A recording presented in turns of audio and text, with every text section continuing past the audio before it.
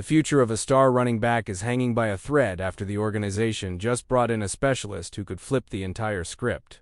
Meanwhile, the front office is staring down a multi-million-dollar decision that could shape the secondary for years to come. And if that wasn't enough, a key player with a top-tier contract might be living out their final days in navy and orange. This is just the beginning, and I promise you, what's coming next is going to shake the foundation of Soldier Field. If you bounce now, you're going to regret it, because this is exclusive info, and you're hearing it here first. Stick around to the end. We're breaking down every single detail of these bombs that just dropped in Chicago. First story, DeAndre Swift. Let me be straight with you, because that's how I roll. DeAndre Swift just entered the most dangerous zone of his career with the Bears, and I'm not exaggerating one bit. The organization just hired Eric Stoodsville as the new running backs coach.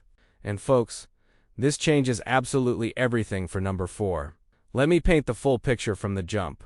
After years of watching this team struggle to find consistency in the backfield, after watching David Montgomery leave for Detroit and win a title, after suffering through backs who couldn't stay healthy, we finally thought Swift was the answer. And you know what? In 2025, Swift gave us a reason to believe. 1,087 rushing yards and 9 touchdowns. Solid numbers, no doubt. Numbers any NFL team would take in a heartbeat.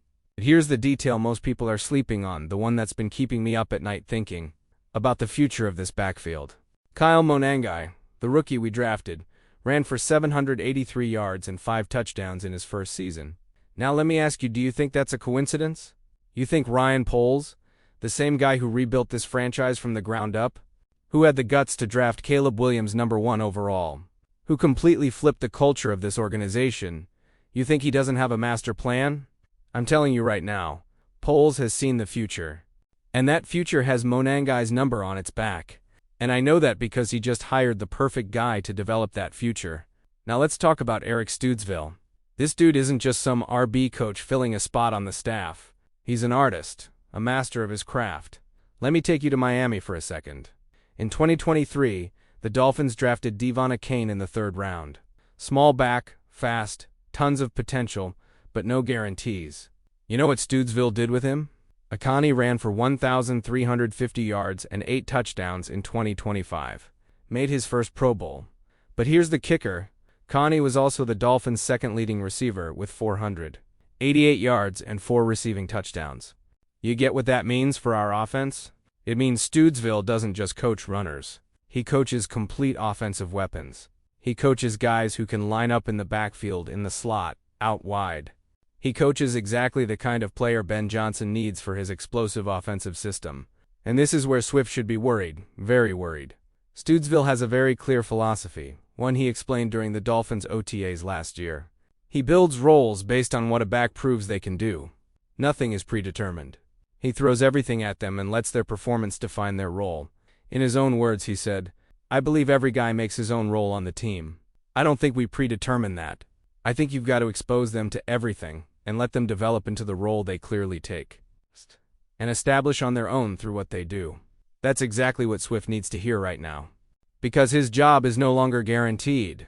We're not in the era anymore where the vet with the big contract automatically gets the starting gig. Stoodsville is going to put Swift, Monangai, and every other back in that room in a straight-up competition, and may the best man win. And here's what's really got me thinking about Swift's immediate future. Ben Johnson, our head coach, the guy who's going to lead the Bears back to glory, had Jahmyr Gibbs when he was OC in Detroit. I watched every Lions game in 2024 and 2025. I saw exactly how Johnson used Gibbs. Gibbs was that Dewey all-back who could catch passes, take pressure off Amon-Ra St. Brown and Sam Laporta, line up anywhere on the field, and create matchup nightmares for defenses. Johnson knows exactly what he wants in his backfield. He wants a back who can do it all. And Swift, even with solid numbers in 2025, isn't that dual threat guy Johnson needs. Swift had just 32 catches for 278 yards in 2025. Those aren't elite receiving back numbers. That's a traditional back who occasionally leaks out to the flat as a safety valve. Now let me take you to where it really hurts. Look at the Bears' red zone stats in 2025. Chicago had serious issues near the end zone most of the season. Caleb Williams, our quarterback of the future, had to force throws into tight windows because we didn't have that dual-threat backfield weapon to create space. That 20-17 overtime loss to the Rams in the divisional round was brutal for a lot of reasons. But one of the biggest was our inability to execute in the red zone. We had chances to put the game away, but we couldn't capitalize because we lacked flexibility in the run game near the goal line. Caleb Williams needs a more dangerous pass-catching back in those clutch situations. He needs a back who can come out of the backfield, run a crisp route, and be a reliable 3rd and 6 option. He needs a back who can line up as a receiver and create a mismatch against a linebacker. Swift didn't consistently show he could be that guy in 2025. And here comes the bomb. Tony Pauline dropped back in January. The Bears are expected to make a move to bring in Travis Etienne Jr. from Jacksonville in free agency. Etienne is exactly the kind of receiving back Johnson loves. In 2025 with the Jaguars, Etienne ran for 1,123 yards and 11 touchdowns, and caught 53 passes for 441 yards and 2 more scores. That's full-on offensive weapon production. That's the kind of stat line that gets an offensive coordinator like Johnson fired up to draw up plays. And with Swift having just 1 year left on his deal, Poles could easily move on from the vet, free up cap space and a roster spot, and bring in Etienne. Now let me ask you, do you think Swift is just going to sit back and watch them bring in that kind of competition? You think Swift is going to accept being a situational back after putting up a 1,000-yard season? I think this man is about to face the biggest decision of his career this training camp. Because here's the cold, hard truth. If Poles brings in Etienne, and Monangai keeps developing under Stoodsville, Swift could find himself as the 3rd back on the depth chart. And no proud running back, no back who just rushed for 1,000 yards, is going to accept that role without a fight. But let's go even deeper. Swift is 27. In NFL running back years, that's the beginning of the end of your prime. Backs usually start to decline after 28 or 29. Swift's had injury issues throughout his career. Missed time in Detroit, had minor issues in Chicago. Poles knows this. Poles sees the numbers. He sees Monangai at 22 with his whole prime ahead of him. He sees Etienne at 26, still in his prime. And Poles has to make the decision that's best for the Chicago Bears long-term, not what's best for D'Andre Swift. And this is where Stoodsville becomes the X factor in this whole equation. Stoodsville is going to walk into Hollis Hall and evaluate that backfield with fresh eyes. He's got no loyalty to Swift, no history with Monangai. He's going to see raw talent, raw potential, and develop the back who gives Ben Johnson the best tools to win games. Let me ask you, if you're Stoodsville, and you see a 22-year-old rookie with burst, with untapped receiving skills, with all the hunger in the world to prove he belongs, versus a 27-year-old vet with a history of injuries and limited receiving ability, who are you developing? Who are you investing your time and energy in? I think the answer's obvious, and I think Swift knows it. That's why this Stoodsville hire is so significant. It's not just about adding a running backs coach. It's a statement of intent from Ryan Poles. It's Poles saying, we're going to develop the next great Bears running back. And I don't care who it is, it's going to be the best player. Swift showed he was a capable back during his bounce-back season in Chicago in 2025. No one can take that away from him. 1,087 yards is real production. 9 touchdowns helped win games. But the Bears aren't looking for capable in 2026. They're looking for elite. They're looking for that game-changing back. Who can be the difference between winning the division and winning the Super Bowl? And here's the question we all need to be asking. Can Swift become that player under Stoodsville? Can a 27-year-old back, who's been what he's been for 6 seasons in the NFL, suddenly develop elite receiving skills? Can he suddenly become that dual-threat weapon Johnson needs? I want to believe he can. As a Bears fan, I want to believe Swift is going to have the training camp of his life. That he's going to show he can run routes like a receiver. That he's going to prove he can be that safety valve for Caleb Williams on 3rd and long. That he's going to be deadly in the red zone, both on the ground and through the air. But the reality, the cold reality we have to face as smart fans, is that running backs rarely develop completely new skills at 27. What you are at 27 in the NFL is usually what you're going to be for the rest of your career. You can refine. You can improve a little. But full-on transformations? They're rare. The pressure is on Swift right now like never before in his career. He has to prove he can be more than a between-the-tackles runner. He has to prove he can be that safety valve for Williams on 3rd and long. Has to prove he can be lethal in the red zone, both running and catching. Because if he can't, Poles is going to make that financial decision we all know is sitting on the table. And that financial decision makes sense from every angle. Swift counts $11.3 million against the cap in 2026. Poles can move on from that deal and free up significant space. That money could go toward extending Jalen Johnson long-term. It could go toward bringing in ATN. It could go toward strengthening the O-line or the secondary. From a pure business roster-building perspective, letting Swift go makes a lot of sense. And Ryan Poles isn't sentimental. We saw it when he traded Khalil Mack. We saw it when he let Roquan Smith walk. Poles makes the tough calls that are best for the organization long-term, no matter how popular or unpopular they are in the moment. So here we are. D'Andre Swift, a back who gave us a solid season, who helped this team win the NFC North, who is part of our success in 2025, is on the hot seat. And the hiring of Eric Stoodsville, a brilliant coach who's going to develop the next great Bears running back, might be the final sign that Swift's time in Chicago is winding down. If that shocks you, wait until you hear what's next, because the next story involves an even bigger decision that could completely redefine our secondary for the next 5 years. Second story, Jaquan Brisker. If you thought the Swift situation was messy, buckle up because the Bears secondary is about to blow up. And Jaquan Brisker might be the first casualty of a total reset in the safety room. And when I say total, I mean Ryan Poles might be getting ready to hit the reset button on one of the most important positions in our defense. Let me be clear from the jump. After years of watching this defense struggle to find consistency in the secondary after watching Eddie Jackson fall off from Pro Bowler to just another guy, after dealing with safeties who couldn't cover or tackle consistently, we thought we finally had our future duo in Jaquan Brisker and Kevin Byard. It's free. Byard gave us exactly what we hoped for in 2025. 7 interceptions led the entire NFL. Clutch plays.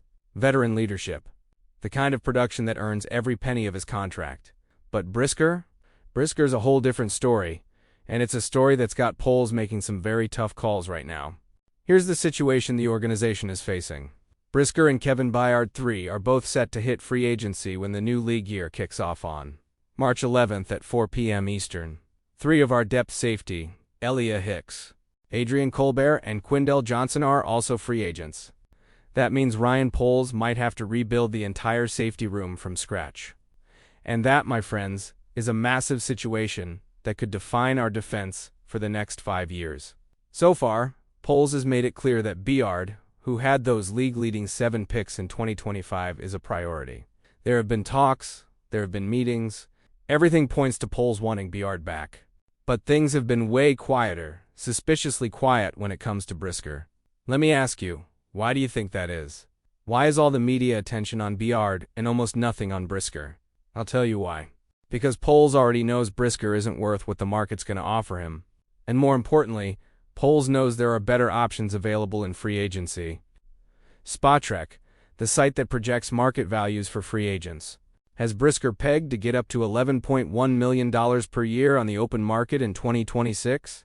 $11.1 million. Let me say that again, $11.1 million a year for a safety with a long injury history and inconsistent play. That's a lot of money. Too much for a guy who hasn't proven he can stay healthy and produce at an elite level consistently. And Poles knows it. The whole front office knows it. Brisker probably knows it too. Let's walk through Brisker's career with the Bears because we need full context here. Brisker was the 48th pick in the 2022 draft. A safety out of Penn State with all the potential in the world. Physical, aggressive, instinctive. The kind of player Matt Eberflus, former DC turned head coach, loved for his defensive system. As a rookie in 2022, Brisker flashed, played 12 games, had 2 picks, showed that aggression that got us hyped. We thought we had our safety of the future, but then came 2024, and everything fell apart. Concussions, one after another. Brisker missed 12 games in 2024 due to concussion issues. 12 games. That's basically the whole season. And it wasn't just the concussions, it was how they happened. The pattern. The legit concern about whether this guy could have a long NFL career given his play style and his susceptibility to head injuries. Brisker finally got past the concussion issues in 2025. Played all 17 games for the first time in his career. That's the bright side. That's the argument for bringing him back. But here's the problem. He didn't have the impact many expected once he finally stayed healthy. He forced just 1 turnover all season. 1. For a safety who's supposed to be a playmaker, that's unacceptable. And he struggled, really struggled, as a reliable coverage defender. He allowed a passer rating of 87.3 when targeted. That's not terrible, but it's not good either. It's average. And the Bears can't pay $11 million a year for average. His aggressive play style, which used to be his biggest strength, didn't really shine in Dennis Allen's new defensive system. Allen came over from New Orleans with a complex scheme that demands discipline, precise reads, and consistent execution. Brisker, with his key-can-destroy style, didn't fit cleanly. That only exposed his inconsistencies even more. There were games where Brisker was out of position, games where he bit hard on play action, games where his aggression pulled him out of coverage responsibilities and left gaping holes in the secondary. Let me ask you, do you want to pay $11 million a year for that kind of inconsistency? Do you want to bet the future of our secondary on a player with a serious injury history who hasn't proven he can be elite when healthy? I don't think so. And I think Ryan Poles came to that same conclusion months ago. That's why talks with Brisker have been so quiet. That's why there haven't been any leaks about extension negotiations. That's why everything points to Brisker testing the free agent market. And this is where Cameron Curl comes in, and this is where things get really interesting.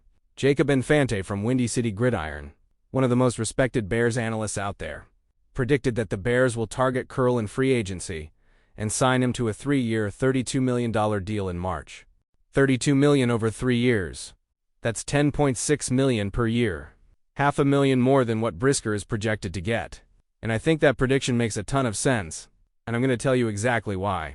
With numbers, stats, and facts that can't be argued. Curl is one of the best safeties hitting free agency this March. Period. That's not an opinion, it's a fact based on production. And he massively, ridiculously outperformed the 2-year, $9 million deal he signed with the Rams in 2024.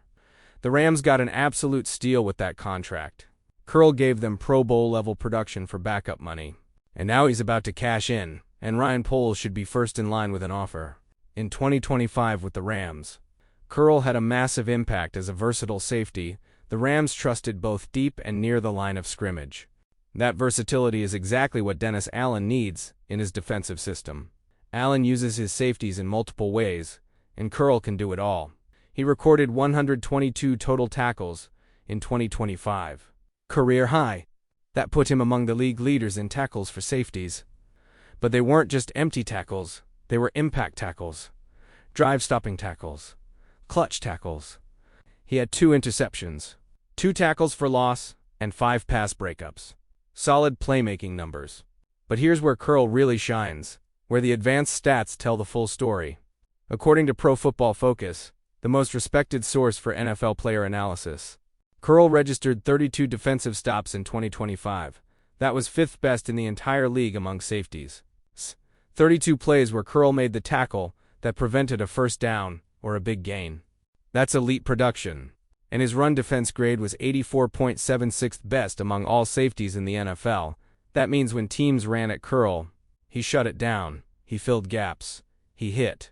He did his job at an elite level. Compare that to Brisker. Brisker had 18 defensive stops in 2025. It's 14 fewer than Curl. His run defense grade was 72.3, over 12 points lower than Curl. The numbers don't lie, folks. Curl is a better run defender, and for a Chicago defense that prides itself on stopping the run, that's huge. But here's what really sold me on Curl, what has me completely convinced that Poles needs to bring him to Chicago. He made the play that ended our season in the divisional round of the 2025 playoffs.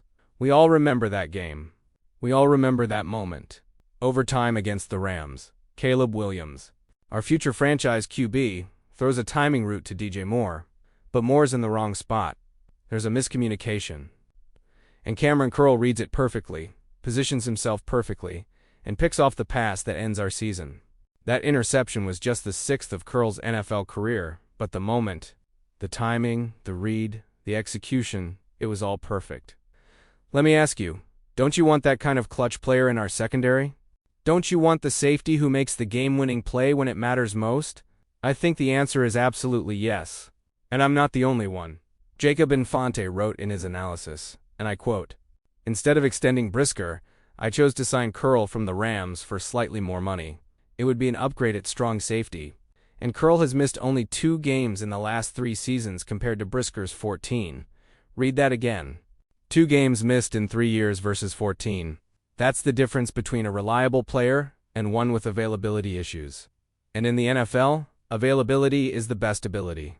Infante continues. Curl had more interceptions, a lower passer rating allowed, gave up fewer touchdowns, and had a similar missed tackle rate in the single digits. That improved coverage ability, versatility, and similar tackling value. Plus more durability, make him a worthy addition to the Bears' secondary. I agree with every word of that. Every stat backs it up. Curl is better in coverage. Curl is more durable. Curl makes plays in big moments. Curl is exactly what the Bears need. Now let me address the argument for keeping Brisker, because I know there are fans who'll say, but Brisker is young. Brisker has upside. Brisker finally stayed healthy in 2025. And those are fair points worth discussing. Brisker is 25. Curl is 26. The age gap is minimal. Both are in their athletic prime. So the age argument doesn't hold much weight. The upside argument is more interesting. Brisker has untapped potential. But after 3 NFL seasons, how much longer do you wait for that potential to turn into consistent production? At some point, you have to produce. At some point, potential has to become performance. And Brisker hasn't done that. The argument that he stayed healthy in 2025 is the strongest.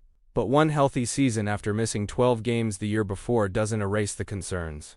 It doesn't guarantee he'll stay healthy going forward.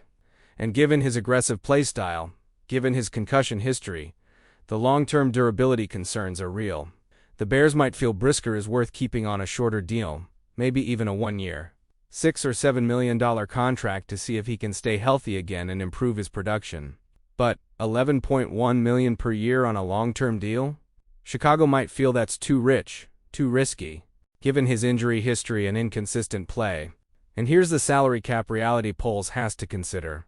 The Bears have massive decisions to make this offseason. They have to decide on Byard. They have to decide on Brisker.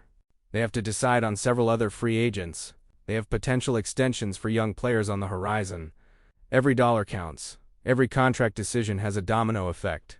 If Poles spends $11 million on Brisker, that's money he can't spend elsewhere. That's money he can't use to upgrade the offensive line, or bring in another pass rusher, or add depth at receiver. But if Poles can get Curl for $10.6 million, and Curl is the better, more durable, more productive player, then that's an easy decision from a roster-building standpoint. You save $500,000 and get a better player. That's what we call an absolute win. The 48th pick of the 2022 draft. Jaquan Brisker finally overcame his concussion issues in 2025, but he didn't become the dominant player. The playmaker. The elite safety we hoped for when we drafted him. And with Cameron Curl available, with better health, better coverage production, better run defense, and that clutch factor he showed against us in the playoffs, I know who I'd pick if I were Ryan Poles. I know exactly what I'd do. I'd let Brisker test the market, see what offers he gets. And if someone wants to pay him $11 million a year, I'd let him walk without a second thought. Then I'd take that money, add a little more, and make an aggressive offer to Cameron Curl. 3 years, $32 million, just like Infante projected. $10.6 million per year. $18 million guaranteed. Structure the deal so it's cap-friendly in 2026. With the bigger hits coming in 2027 and 2028, when the salary cap is expected to rise even more. That's the move. That's the right call for the Chicago Bears. And I believe Ryan Poles, the same guy who's made one smart decision after another since taking over this organization, is going to do exactly that. But just when you thought we were done with controversial news, here comes something that's going to split our fanbase right down the middle. Third story Kmet. And just when you thought we were done, here comes the most controversial news of all. The one that's got Bears Twitter completely torn. The one that could define how Ben Johnson builds this offense for years to come. Kmet, the longest tenured Bear alongside Jalen Johnson. The guy who's been here through it all. The good, the bad, and the downright ugly might be living out his final days in navy and orange. This, my friends, this one's got me more conflicted than any other decision Poles is facing this offseason. Because it's not as simple as he's a good player or he's not worth the money. It's way more complicated than that. It's about value versus production. It's about leadership versus stats. It's about the past versus the future. Let me start with a confession, an on-the-record admission that I was dead wrong. Look, I'm going to be real with you because that's what we do here. One said live on draft night in front of all of you. That Colston Loveland was the wrong pick for the Chicago Bears, At number 10 overall, in the 2025 NFL Draft, I said we needed an offensive tackle. I said we needed a pass rusher.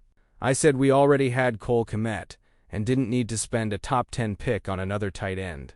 And never, ever in my life have I been so ridiculously, completely, absolutely wrong. Colston Loveland wasn't just a good pick. He was a franchise-changing pick.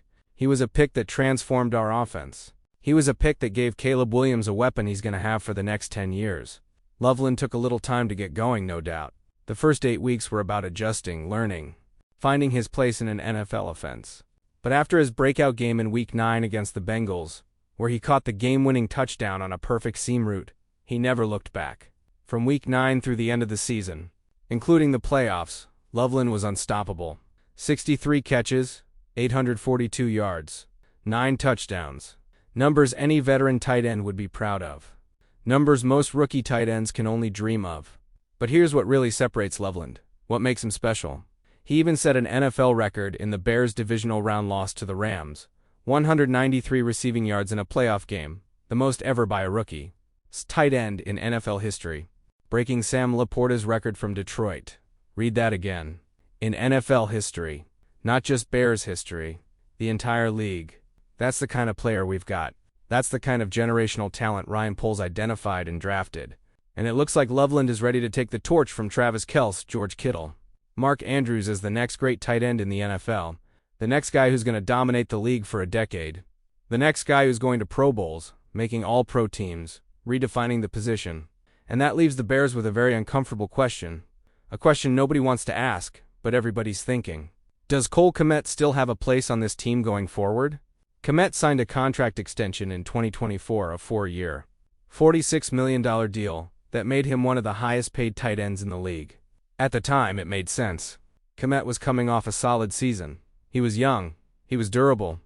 He was the future at the position. But now, just 1 year later, he's not even the best tight end on his own team. He's not the guy defenses have to game plan for. Loveland is TE1. Loveland is the weapon. Loveland is the future. And Kmet? Kmet is TE2 with a TE1 contract.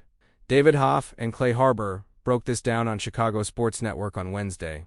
And the conversation was fascinating because it captured exactly how divided our fan base is.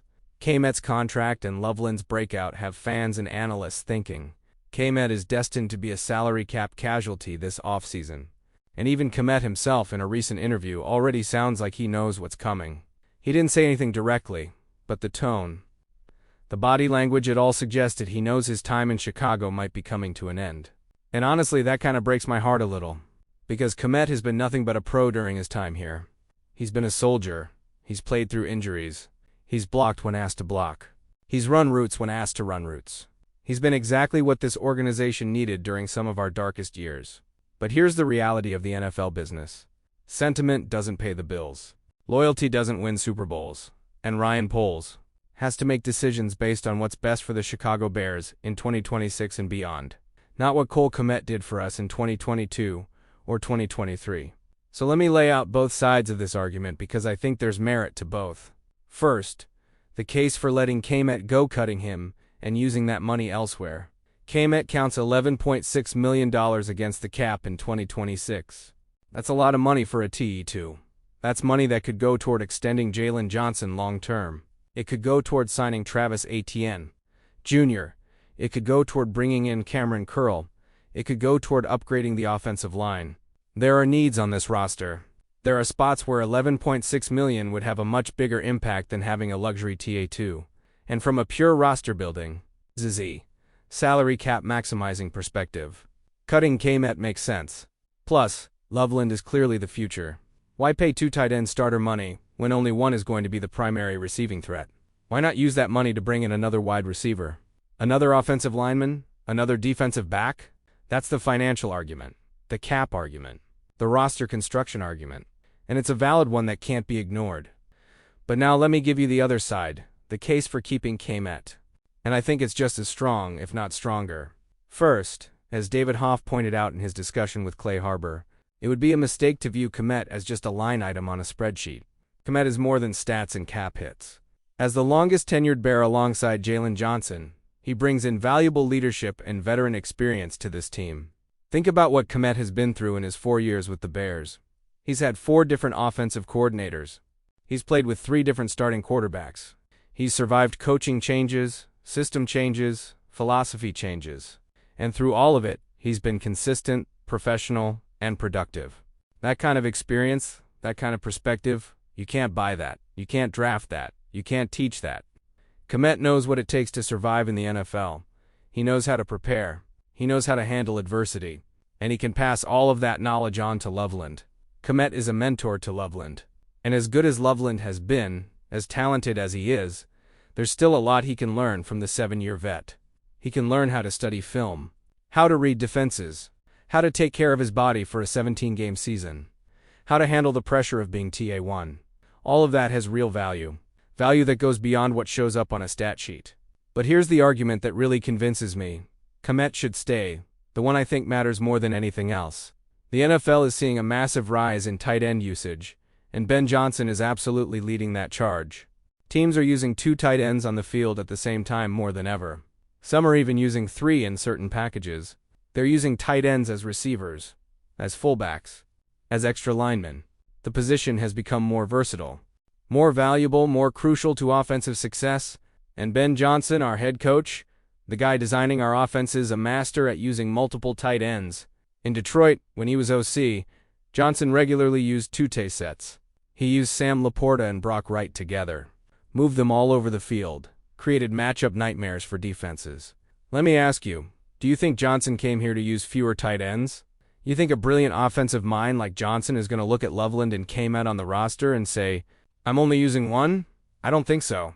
I think Johnson came here to revolutionize our offense, with multiple tight end sets. I think he's going to use Loveland and Kmet together constantly. He's going to create situations where defenses don't know who to cover. He's going to use Kmet as an elite run blocker, while Loveland runs routes. He's going to use Loveland as the primary receiver while Kmet runs underneath routes. The versatility of having 2 quality tight ends is invaluable in Johnson's system, and Kmet is a crucial piece of that puzzle. Plus, having a TI2 as good as Kmet means that if Loveland gets hurt, has a bad game, or just needs a breather, there's no drop-off in production. Kmet can step in and be TE1 without missing a beat. That depth, that security has real value. Now the salary cap argument. Yes, $11.6 million is a lot for a TA2. But can the Bears afford to keep Kmet? The short answer is absolutely yes. Ryan Poles still has plenty of cap tools in his bag. He can restructure contracts, convert base salaries into signing bonuses, extend deals to spread out cap hits. There are multiple ways to create cap space without cutting valuable players.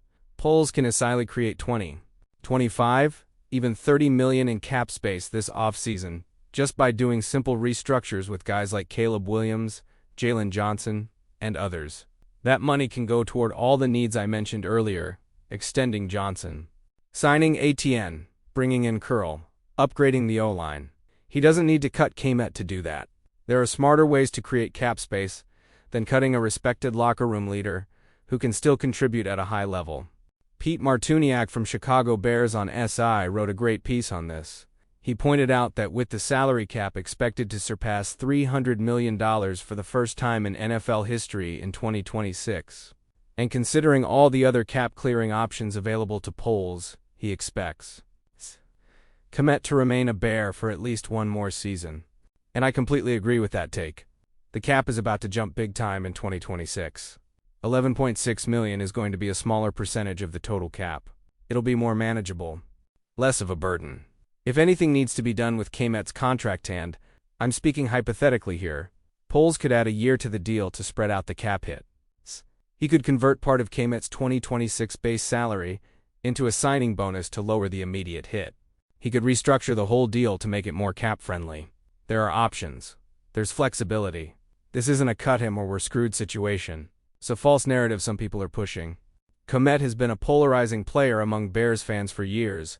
Some fans love him, some think he's overrated. Some want him gone, especially if it frees up cap space. And I get all those perspectives. But here's my final position. My bottom line argument for why Cole Kmet should stay in Chicago. It's simple. Kmet brings value beyond the stat sheet. He brings leadership you can't quantify. He brings mentorship that's going to make Loveland even better. He brings versatility in a system that's going to use more tight ends than ever. Ben Johnson knows exactly what he has in Kmet. Johnson's no fool. He's not a coach who's going to waste talent just to save money he can create in other ways.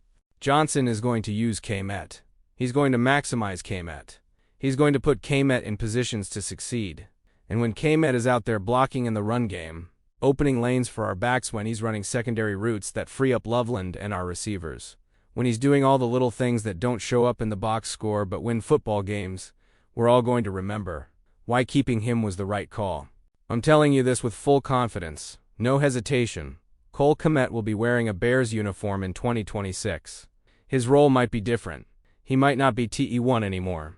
He might not put up the same numbers he did in past years. But his value to this team, his importance to Loveland's development, his contribution to Johnson's system, goes way beyond being the top pass-catching tight end. Johnson knows what he's got in Kmet. Poles knows what he's got in Kmet, and they're not going to waste that. They're not going to let that leadership, that experience, that versatility walk. Just to save money, they can free up 10 other ways. Cole Kmet stays. That's my prediction. That's my stance. And when we're celebrating a Super Bowl title in 2027, with Loveland and Kmet both making clutch plays, we're all going to be glad Poles made the right call.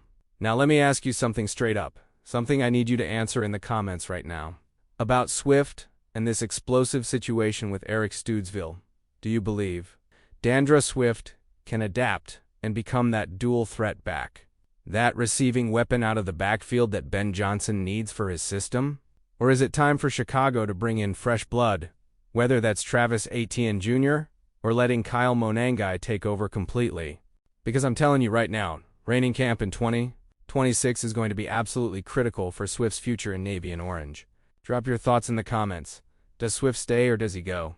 Now, about the safety situation, and this is the million-dollar question that's going to define our secondary for the next 5 years. Would you rather see Ryan Poles spend that money, those $11 million a year, on keeping Jaquan Brisker, with all his potential, but also all his inconsistency and injury history? Or would you bring in Cameron Curl, who already showed us at the most painful moment of our season that he can make game-winning plays when it matters most? I've already told you where I stand. I think Curl is the answer. I think he's better in coverage, better against the run, more durable, and has that clutch factor we need. But I want to hear your take in the comments. Defend Brisker if you think he deserves to stay. And when it comes to Cole Kmet, this is the question that's got our fan base completely split. Is it worth keeping a TE2 making $11.6 million just for leadership, mentorship, and versatility in Ben Johnson's system? Or should the Bears use that money elsewhere, cut Kmet, and go all in on Colston Loveland as the only impact tight end on the roster? You already know my position. I think Kmet stays. I think his value goes way beyond the stat sheet. But I know a lot of you disagree and I want to hear why. Look, these three stories, these three massive situations the Bears are facing, aren't a coincidence.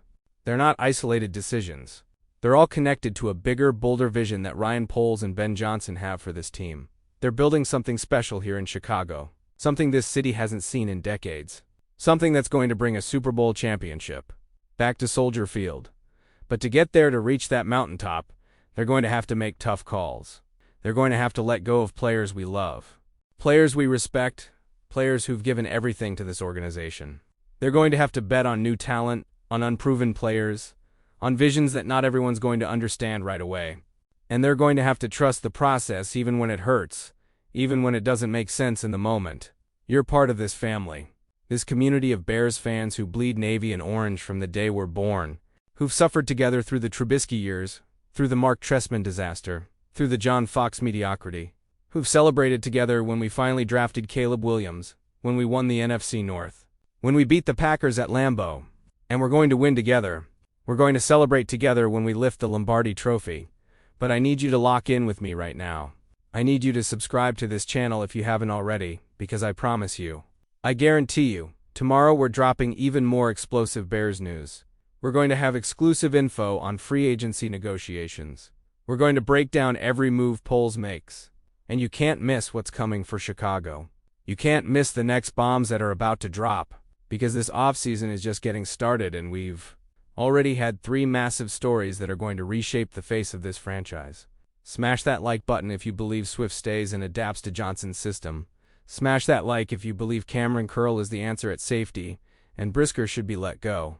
Smash that like if you believe Cole Kmet deserves to stay and that his leadership and versatility are worth every penny of that $11.6 million. And more important than anything, drop your detailed thoughts in the comments. I want debates. I want arguments. I want you to tell me why I'm wrong or why I'm right, because you know I read every single comment. You know I'm going to respond. You know this is a conversation, not a monologue. This is just the beginning, Chicago. The offseason is just heating up, and I promise you, we're going to be here covering every move. Every rumor, every decision, every contract Ryan Poles signs. Because you deserve to know everything. You deserve the deepest analysis. You deserve the unfiltered truth. And I'm here to give it to you. Every day, every week, all off-season long and beyond. Bear down, family. This is our city. This is our team. And this is our moment. I'll see you in the next video, where we're breaking down the latest on Jalen Johnson's contract talks, trade rumors, and everything going down at Hallis Hall. Bear down.